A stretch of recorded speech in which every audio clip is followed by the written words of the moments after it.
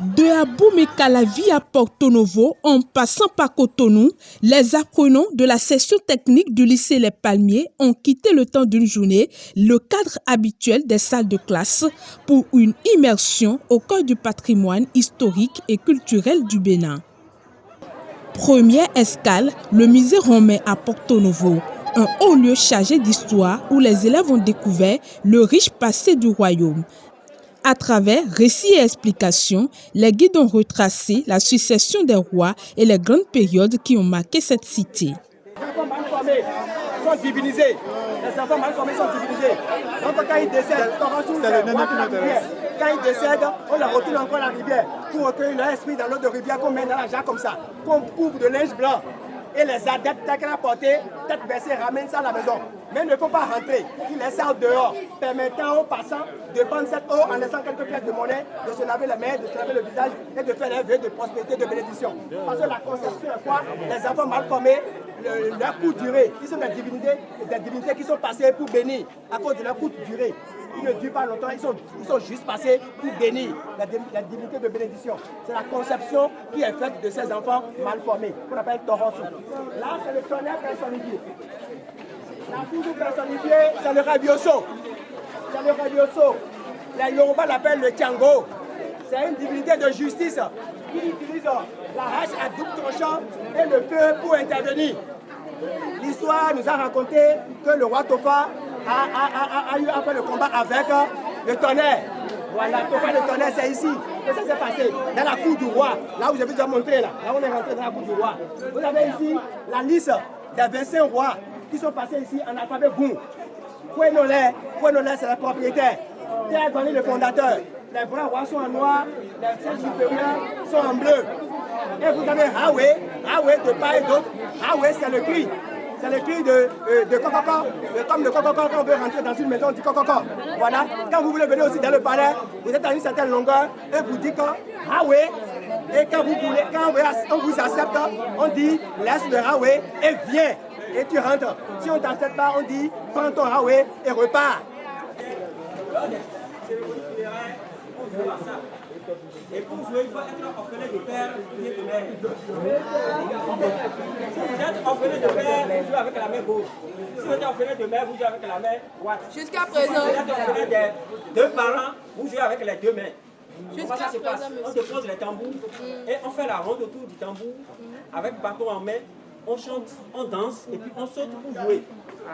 Vous allez jouer jusqu'à ce que la peau soit éclatée parce qu'on considère que l'esprit de celui qui a voyagé ou bien de celui qui est décédé est englouti dans les tambours. Et c'est à l'éclatement de la peau que l'esprit est libéré et la personne regagne les ancêtres. Voilà. Entre divinités, instruments ancestraux comme les tambours sacrés et lieux empreintes de spiritualité, les apprenants sont plongés dans un univers mêlant tradition et mémoire collective. Après ça, nous sommes allés au musée romain où j'ai pu me reconnecter à notre passé africain. Bon, bien vrai, tout le monde connaît Dahomey, tout le monde connaît les histoires de Sagotier. Mais aujourd'hui, j'ai pu apprendre qu'il y avait une divinité, une place, que l'on ne balaye que 10 ans chaque année, où l'on ne peut pas prendre nos propres pieds marcher, puisque c'est interdit. J'ai appris aussi plutôt, excusez-moi, que le roi, en fait, ou la divinité, comme certains l'appellent, ne se lave pas, mais se baigne. Je me suis un peu posé la question, mais en fait, il y a des choses qu'on ne connaît même pas encore aujourd'hui de notre passé africain, en fait. Parce que tout le monde connaît Dahomey, Tofa Ier, mais personne ne s'intéresse aux autres histoires. Donc, à Porto, moi, j'ai eu la chance de voir, en fait, et de me dire que notre passé africain est vaste. Et nous ne connaissons pas tout. Donc, cette petite sortie permet de nous cultiver et de savoir qu'en fait, l'histoire africaine, elle est vaste et on ne connaît que quelques parties. Donc, si nous pouvions vraiment, essayer de connaître l'histoire de notre race, de notre thé noir, de toutes les luttes, de tous ceux qui sont cachés derrière, ça serait vraiment bien pour notre culture. En venant sur la voie, on a vu le fleuve là, on est passé sur le pont et puis on a aussi vu la Cour suprême. Et ensuite on est allé au palais de Roméla. au musée et puis on a visité l'intérieur. Ils nous ont donné des instructions qu'il y a un espace où une divinité vient balayer chaque 10 ans et qu'on ne doit pas marcher dessus. Et ils nous ont aussi dit qu'il y a des trucs qu'il ne faut pas dire, comme maintenant le roi ne se lave pas, mais il se baigne. On ne dit pas non plus que le roi mange. On dit qu'il adore la nourriture. Et aussi, on ne dit pas que le roi dort. On dit qu'il se baigne. On a visité beaucoup de choses, comme le royaume du roi Tofa Ier. Et les trajets, les sorties nous ont permis de découvrir plein d'espaces publics. Cette sortie pédagogique a été très bien organisée. C'était l'ambiance, c'était bien et tout. Par exemple, dans le royaume du roi Tofa Ier, on a eu à visiter, on a eu affaire à des présentateurs vraiment professionnels qui nous ont, bien en étant professionnels, ils étaient aussi comiques, ce qui faisait qu'on riait, on souriait et tout.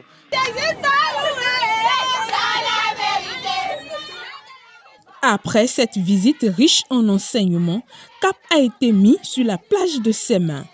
Un moment de détente bien mérité où règne ambiance conviviale et communion entre élèves et encadreurs.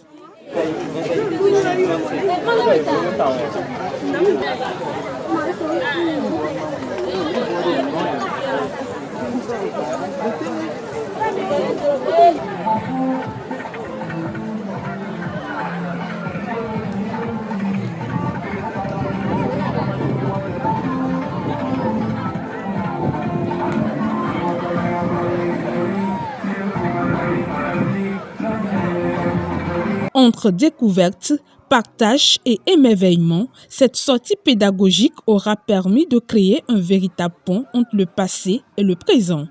En somme, il faut dire que c'est un moment pour permettre aux apprenants, de découvrir les notions qui ont été enseignées en classe, de découvrir ces notions d'une manière pratique, de toucher du bout des doigts ces notions. On dit souvent, une image vaut 1000 mots. Donc une fois l'élève touche du bout de doigt ce qui lui a été enseigné de manière théorique, il comprend mieux. Et cela a été couplé avec une convivialité, donc une détente dedans où l'élève sort du cadre de l'école pour pouvoir se réjouir un peu. Je dirais que c'est réussi. Les enfants sont vraiment en joie et après ils se sont réjouis, ils ont mangé, ils ont dansé et mes impressions sont bonnes. Et je remercie également le fondateur du CEPED Les Palmiers pour cette organisation, pour cette initiative. Les apprenants étaient en joie de constater par leurs yeux que ce n'est pas seulement de l'histoire qu'on les a rencontrés, mais ils ont aussi découvert et par leurs propres yeux tout là-bas. Maintenant, actuellement nous sommes au niveau de la plage de Semain. Et comme vous le constatez, il y a du bruit derrière. Les apprenants sont en joie, ils profitent correctement de leur journée, et par les danses, par les jeux, par les amusements, et tout est parfait. Et les apprenants aussi de leur côté, ils ont aussi organisé de façon spécifique eux-mêmes leur sortie, ce qui fait que la fête a été très très très belle et je suis très content pour ça.